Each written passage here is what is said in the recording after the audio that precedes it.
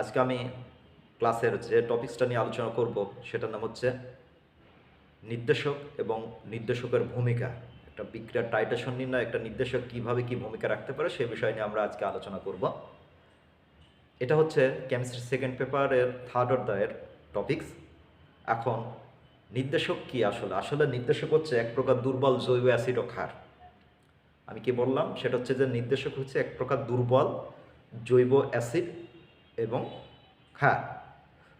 ফলে এদেরকে আমরা কি করতে পারবো, অ্যাসিড ক্ষার টাইটেশনে ব্যবহার করতে পারবো।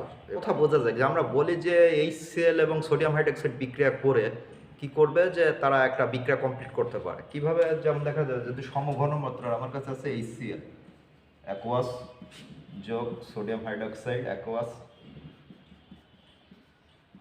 এরা বিক্রিয়া করে তৈরি করবে হচ্ছে, তারা তৈরি করলো অর্থাৎ এর সাথে এটা বিক্রিয়া করলো। এখন প্রশ্নটা হচ্ছে আমি এখানে সমান চিহ্ন দিচ্ছি, এখন বিক্রিয়াটি কমপ্লিট হয়েছে কি হয়ে নাই সেটা কিন্তু আমাকে বুঝতে হবে। বিক্রিয়া যদি কমপ্লিট হতে হয় তাহলে অবশ্যই এর অনুসংখ্যা এর সংখ্যা সমান হতে হবে, কারণ আমি দেখতে পাচ্ছি যে সমীকরণ অনুসারে এর এক অণু এর এক অণুর সাথে বিক্রিয়া করে। অন্যদিকে এটা শুধু এক অণুর সাথে এক অণু বিক্রিয়া করলে হবে না, তাদের দুইজনের ঘনমাত্রা বা স্ট্রেংথ তো কী হতে হবে, সমান হতে হবে। অর্থাৎ এক্ষেত্রে যদি অ্যাসিড এবং সোডিয়াম হাইড্রোক্সাইডের ঘনমাত্রা সমান হয় তবেই কেবল তারা কি করতে পারে, এক অণুর সাথে এক অণু, এক্ষেত্রে হাইড্রোক্লোরিক অ্যাসিড এক অণু সোডিয়াম হাইড্রোক্সাইডের সাথে বিক্রিয়া করে এক্ষেত্রে আমার কি করতে পারে, H2O এবং NaCl তৈরি করতে পারে। ওকে, এখন প্রশ্ন হচ্ছে যে আমি তো এটার সাথে এটা মিশাবো, মিশাইতে হলে পারে আমাকে তো মানে ঘনমাত্রা সমান আমি জানি, কিন্তু মিশাইতে সেটাকে ব্যালেন্স করে মিশাইতে হবে। সেক্ষেত্রে আমরা আসলে কি করি, আমরা জানি যে সেক্ষেত্রে আমি একটা কনিক্যাল ফ্লাক্সে কি কাকে নিই, সোডিয়াম হাইড্রোক্সাইডকে নিই। আর সোডিয়াম হাইড্রোক্সাইডকে নেওয়ার পর বুলেট থেকে কী করে তার ভেতর ফোটায় ফোটায় HCl যুক্ত করি। এবার যুক্ত করতে করতে একসময় আমরা থেমে যাই, কার মাধ্যমে বিক্রিয়াটা তখন বুঝতে কমপ্লিট হয়ে যায়। সেক্ষেত্রে আমরা কি করি, আসলে ক্ষারের মধ্যে আমরা একটা নির্দেশক নিই, নির্দেশক নিলে পারে সেখানে একটা নির্দেশকটা তার কালার শো করে। HCl যুক্ত করতে করতে এমন একটা পর্যায়ে আসে দেখা যায় তার নির্দেশকের কালারটা খুব দ্রুত সামান্য HCl যুক্ত করার, অর্থাৎ টাইট্রেশনের শেষের দিকে কি হয় যে আমার খুব সামান্য HCl যুক্ত করলে পারেই নির্দেশক তার বর্ণ চেঞ্জ করে অন্য বর্ণেতে রূপান্তরিত হয়। তখন আমরা বুঝতে পারি যে এখানে সোডিয়াম হাইড্রোক্সাইডের সাথে HClটা কি হয়েছে, সঠিক পরিমাণে আসলে মেশানো হয়েছে। এখন তাহলে আমরা বিবেচনায় আসি যে নির্দেশকগুলো আসলে কি।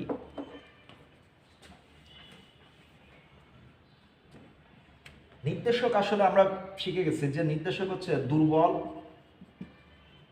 জৈব অ্যাসিড ক্ষার। এটা আবার দুই প্রকার আছে, সেটা হচ্ছে অ্যাসিড ক্ষার নির্দেশক। নির্দেশকটা আসলে কিভাবে তাদের বর্ণ পরিবর্তন করে সেটা একটু আলোচনা করা যাক। এটার জন্য আমি একটা অ্যাসিড নির্দেশককে বেছে নিলাম, HI আইএন দি ইন্ডিকেটর। এখানে এইচটা হচ্ছে মানে আমরা জানি যেখানে এইচ থাকে সেটাকে আমরা বলে হচ্ছে সেটা হচ্ছে অ্যাসিডিক। ফলে এই ইন্ডিকেটরটা যে অ্যাসিডিক সেটাকে আমরা প্রকাশ করছি। এখন আমি কি করতে চাই যে এই ইন্ডিকেটরের একটা সলিউশন তৈরি করতে চাই, সেক্ষেত্রে আমি তার ভিতরে একটা ওয়াটার দিলাম। সেক্ষেত্রে আমার এখানে যেটা হবে সেটা হচ্ছে যে H3O হাইড্রোনিয়াম আয়ন আর ইন্ডিকেটর এইটা তৈরি করবে। মজার ব্যাপার হচ্ছে প্রত্যেকটা ইন্ডিকেটরের একটা পার্সোনাল কালার থাকে। যেমন এইটা হচ্ছে কালার লাল ধরলাম আমরা, সেক্ষেত্রে দেখা যাবে যে এই অণুটা কিন্তু বিয়োজিত হয়েছে, এখান থেকে ভেঙে যাওয়ার পরেই কিন্তু আমার এই আয়নটা তৈরি করেছে। সেক্ষেত্রে দেখা যাবে এটার কালার হচ্ছে নীল। মজার বিষয়টা কি, সেটা হচ্ছে যে প্রত্যেকটা ইন্ডিকেটরের নিজস্ব কালার এবং ওই ইন্ডিকেটরটা ভেঙে যাওয়ার পর যে আয়নটা তৈরি করবে তার কালার কিন্তু একরকম না। এইটাই গুরুত্বপূর্ণ এবং এই ধর্মটা একটি ইন্ডিকেটরে থাকার কারণেই কিন্তু সে নির্দেশক হিসাবে কাজ করতে পারে। অর্থাৎ প্রত্যেকটা নির্দেশকের নিজস্ব বর্ণ এবং সেটা কোনো মাধ্যমে অ্যাসিডীয় বা ক্ষারকীয় মাধ্যমে বিয়োজিত হওয়ার পর যে আয়নটা তৈরি করবে তার আয়নের উপস্থিতির উপর কিন্তু তার কালারটা কম বেশি সে শো করবে এবং সেটা দ্বারাই কিন্তু কী করতে হবে, যে বিক্রিয়ার সমাপ্তিবিন্দু সে নির্ণয়ে সাহায্য করতে পারবে। প্রত্যেকটা নির্দেশকের আসলে একটা নির্দিষ্ট পিএইচ পরিসর রেঞ্জ আছে, পিএইচ পরিসর আছে।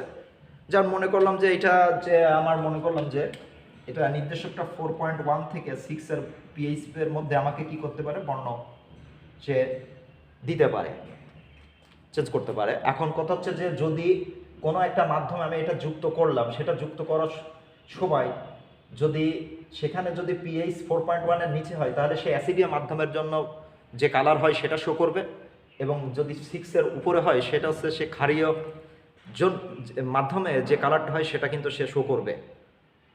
এখন ধরা যাক যে HCl এবং সোডিয়াম হাইড্রোক্সাইড, এটা দুইটারই আমরা অ্যাকোয়াস দ্রবণ নিলাম, আমি লিখে নাই, অ্যাকোয়াস সলিউশন দিতে হবে। নেওয়ার পর আমরা টাইট্রেশন করে আমরা শুরুতে যে কথাটা লিখছিলাম সেটা হচ্ছে এই। এখন আমি কি করব, আমি একটি কনিক্যাল ফ্লাক্সে কি করব,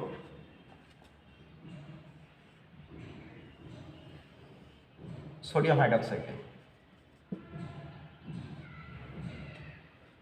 যার ঘনমাত্রা, যার স্ট্যান্ড আমার জানা আছে,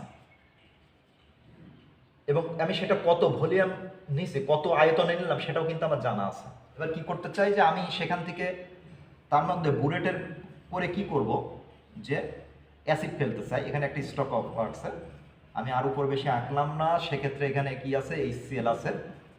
HCl এর কি আমার কি আছে, যে আমি এবার HCl দিয়ে এটাকে টাইট্রেশন করা শুরু করব। এখানে এটা স্ট্যান্ড থাকে, স্ট্যান্ডের সাথে কি থাকে, এই বোর্ডটাকে আমরা কি করি, এখানে ক্লিপ দিয়ে আটকে রাখি। সেক্ষেত্রে এবার কি করতে হবে, এই স্টকে খুলে দিলে এটা আস্তে আস্তে পড়তে থাকবে এবং এটাকে আমরা ঝাঁকাইতে থাকবো। প্রশ্নটা হচ্ছে যে আমি এখান থেকে HCl যুক্ত করছি, সোডিয়াম হাইড্রোক্সাইডের কালারও যেরকম HCl দেখতে সেই রকমই, তাহলে তো সেক্ষেত্রে আমি বুঝতে পারবো না যে ঠিক কতটুকু সোডিয়াম হাইড্রোক্সাইডের সাথে কতটুকু HCl মিশানো লাগবে। সেক্ষেত্রে আমি কি করলাম, সেক্ষেত্রে আমি দেখা গেল যে আমি এই ইন্ডিকেটরটা তাকে কি করলাম, এর ভিতরে যুক্ত করে দিলাম। এই অ্যাসিডিক ইন্ডিকেটরটা আমি কি করলাম, যুক্ত করে দিলাম। এখন আমি অ্যাসিডিক ইন্ডিকেটরটা যুক্ত করছি কি, ক্ষারের মধ্যে। কিন্তু এখন অ্যাসিডিক ইন্ডিকেটরটা এখন যখন আমি ক্ষারের মধ্যে দিব এই ইন্ডিকেটরটা, তখন এই দ্রবণের বর্ণটা কীরূপ হবে সেটা এখন প্রশ্ন। আচ্ছা, আমি যখন ক্ষারের মধ্যে দিছি তখন অ্যাসিড তো ইন্ডিকেটর তো ব্যক্তিগতভাবে এভাবে ভেঙে আছে, কিন্তু এখানে ক্ষারের কি আছে, Na+ আছে আর যোগ কত, OH- আছে। ফলে এখানকার এই OH- আর এটা কিন্তু রিয়াকশন করবে, অর্থাৎ সেক্ষেত্রে কি হবে, H3O+ যোগ কি হবে, OH-, সেখান থেকে কি হবে 2H2, অর্থাৎ নিরপেক্ষ পানি তৈরি করবে। অর্থাৎ কাকে তৈরি করবে, আমার কিন্তু তৈরি করছে এইটা। এখন কথা আছে, এইটা শেষ হয়ে যদি আমার এই পানি তৈরি করতে হয়, তাহলে এই পাশের এই উৎপাদটা কিন্তু ক্ষয় হচ্ছে এবং বিক্রিয়কের পরিমাণ কিন্তু বাড়তেছে। এখন যখন এই ঘটনাগুলো ঘটতে থাকবে, তখন এইটা কমার অর্থ, তখন এইটা আবার পুনরায় কি হবে, এই পাশে এইটা কমার অর্থটা কি, এইটা কমার অর্থ যে আমার বিক্রিয়ার সাম্যাবস্থা ঠিক রাখার জন্য তখন কিন্তু আরও কিন্তু এই আয়ন ভেঙে গিয়ে এটার পরিমাণ কি করবে, বৃদ্ধি করবে। ফলে একসময় দেখা যাবে যে লাল ব্যক্তিগত ইন্ডিকেটরের যতগুলো অণু আছে তার চাই তার আয়নের পরিমাণটাই কি হবে, বেশি হয়ে যাবে। অর্থাৎ ক্ষারীয় মাধ্যমে নিলে পারে আমি এই আয়ন যখন নিব, তখন আমার কি হবে, যে বিক্রিয়া বাম দিক থেকে এটা ডান দিকে অগ্রসর হবে, এবং সেক্ষেত্রে এই H3O+ অর্থাৎ হাইড্রোনিয়াম আয়নটা বিক্রিয়ায় অংশগ্রহণ করার ক্ষারের OH-এর সাথে, সেক্ষেত্রে আমার ইন্ডিকেটর তো আয়ন- এই আয়নটার ইন্ডিকেটর আয়নটার কী হবে, পরিমাণ বাড়তে থাকবে এবং তার কালারটা কি, নীল।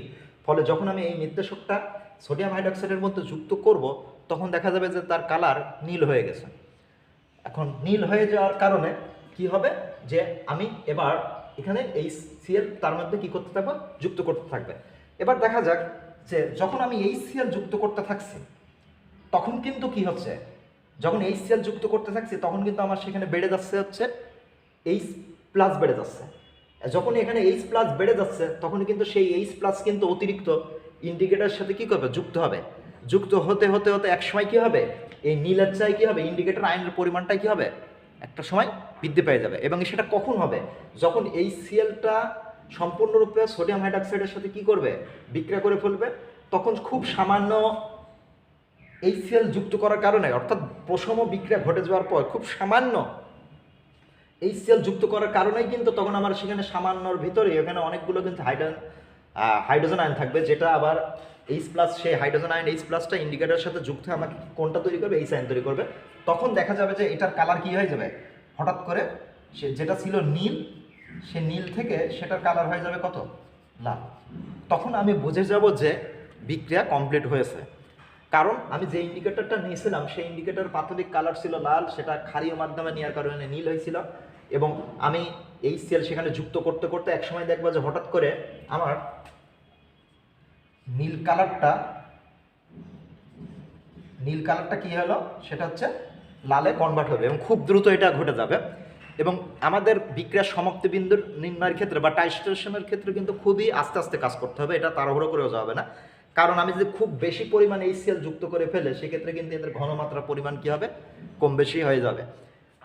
এভাবে আমি যখন HCl যুক্ত করতে থাকবো, HCl যুক্ত করতে থাকলে আমার কতটুকু HCl এখান থেকে ব্যবহৃত হয়েছে সেটা কিন্তু আমি জেনে যাব, এখান থেকে রিডিং বের করে জেনে যাব। তখন জানা থাকবে না কে যে HCl আমার ঘনমাত্রাটা কত। সেক্ষেত্রে আমরা V1S1 সমান V2S2 এই সমীকরণ ব্যবহার করে ইজিলি কিন্তু আমরা এই সমীকরণে HCl এর ঘনমাত্রা কত সেটা কিন্তু আমরা নির্ণয় করতে পারবো। এবং এই যে HCl এর আমি ঘনমাত্রা নির্ণয় করতে পারলাম, এই ঘনমাত্রা নির্ণয় করার ক্ষেত্রে আমাকে সাহায্য করলো কে, আমাকে সাহায্য করলো সেটা হচ্ছে একটা নির্দেশক, এবং এই নির্দেশকটাই নির্দেশ করে দিল যে বিক্রিয়া কমপ্লিট কখন হয়েছে, এবং কমপ্লিট হওয়ার পরে তার আয়তন মেপে সেখান থেকে তার ঘনমাত্রা আমি কিন্তু নির্ণয় করতে পারলাম। এভাবে আমি নির্দেশককে এখানে আমি ক্ষারে প্রথমে যুক্ত করেছি, আমরা কিন্তু নির্দেশক ইচ্ছা করলে অ্যাসিডিয়া মাধ্যমে আগে যুক্ত করে নিতে পারি। আমরা পরবর্তী ক্লাসে আরও অন্য কোনো বিষয় নিয়ে আলোচনা করবো। আজকের ক্লাস আমি এ পর্যন্ত শেষ করছি।